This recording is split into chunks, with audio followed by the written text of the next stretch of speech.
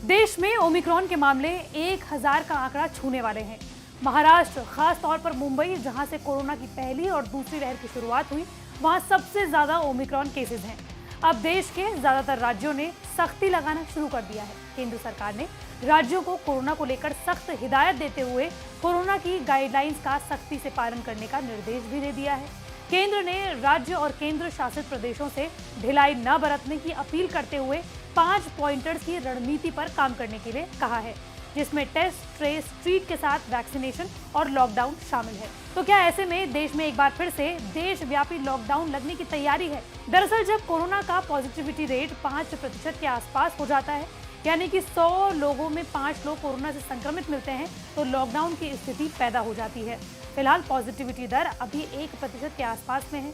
अगर यह आंकड़ा बढ़ता है तो लॉकडाउन का फैसला लिया जा सकता है। हालांकि ओमिक्रॉन 19 राज्यों में अपने पैर पसार चुका है, इसलिए दिल्ली, मध्य प्रदेश, महाराष्ट्र के साथ ही कर्नाटक, उत्तराखंड और केरल में भी नाइट कर्फ्यू लगा दिया गया है।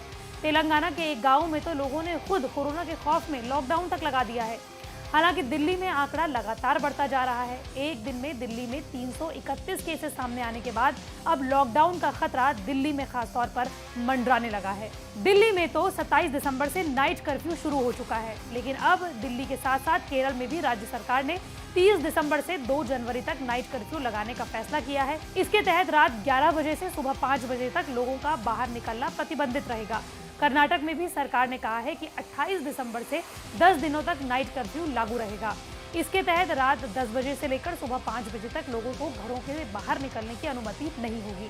सरकार ने कहा है कि सार्वजनिक जगहों पर सभी कार्यक्रम बंद रहेंगे। साथ ही नए साल के जश्न को फीका करते हुए रात 10 बजे के बाद होटल्स, रेस्टोरेंट्स, पब, बार सब बंद रहेंगे।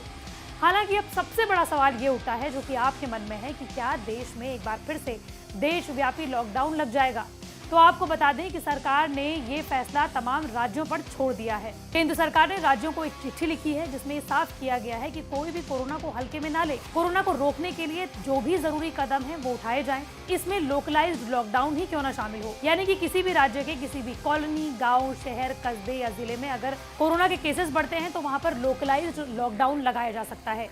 यानी कि जिस भी राज्य में कोरोना के केसेस बढ़ेंगे वो राज्य अपने तरीके से लॉकडाउन लगा सकता है। लेकिन अगर किसी भी राज्य में नाइट कर्फ्यू लगता है तो कौन सी चीजें बंद रहती हैं और कौन सी चीजें खुली रहती हैं, आपको वो जान लेना चाहिए। दिल्ली में कोरोना के बढ़ते मामलों को देखते हुए नाइट कर्फ्यू लगाने का फैसला तो किया गया। इसमें साफ किया गया कि किसे छूट मिलेगी और किसे छूट नहीं मिलेगी।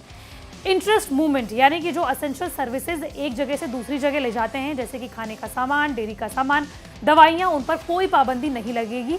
यानी कि जिन लोगों को छूट मिली है उन श्रेणियों के लोग दिल्ली और एनसीआर के इलाकों के बीच में आ जा सकते हैं। इसके अलावा जरूरी सामानों के ट्रांसपोर्टेशन पर भी किसी भी तरह की पाबंदी नहीं लगाई गई है। चेकिंग होने पर गाड़ी लेकर जा रहे लोगों के कागज चेक करके उन्हें जाने दिया जाएगा। बस, मेट्रो, ऑटो, टैक्सी और पब्लिक ट्रांसपोर्ट पहले की तरह ही ऑपरेट होते रहेंगे, लेकिन रात 11 बजे के बाद उनमें केवल उन्हीं लोगों को यात्रा करने की इजाज़त होगी जिन्हें नाइट कर्फ्यू के दौरान आने जाने की छूट दी गई है। इसके अलावा अगर आपके राज्य में नाइट कर्फ्यू लगाया गया है और आपको किसी दूसरे राज्य में जाना है तो आपको टिकट दिखाकर जाने की परमिशन दे दी जाएगी। सभी राज्यों में नाइट कर्फ्यू का उल्लंघन करना बेहद भारी पड़ेगा। चेकिंग के दौरान अगर कोई शख्स जिसे रात 11 बजे से सुबह 5 बजे के बीच बाहर निकलने की छूट नहीं है, अगर वो बाहर घूमता हुआ पाया गया तो उसके खिलाफ डिजास्टर मैनेजमेंट एक्ट की अलग अलग धाराओं के साथ आईपीसी के सेक्शन 188 जैसी धाराओं के तहत सख्त कानूनी कार्रवाई की जाएगी। इसलिए आपको क्या करना है, अगर आपके राज्य में नाइट कर्फ्यू लगा हुआ है या फिर किसी भी तरह की पाबंदी लगी है तो आपको अपने घर पर रहना है। अगर आपको बाहर जाना ही है तो आपको वैक्सीन जरूर लगानी है, आपको फेस मास्क जरूर पहनना है, आपको सोशल डिस्टेंसिंग का पालन जरूर करना है और अपने हाथों को बार बार धोते रहना है।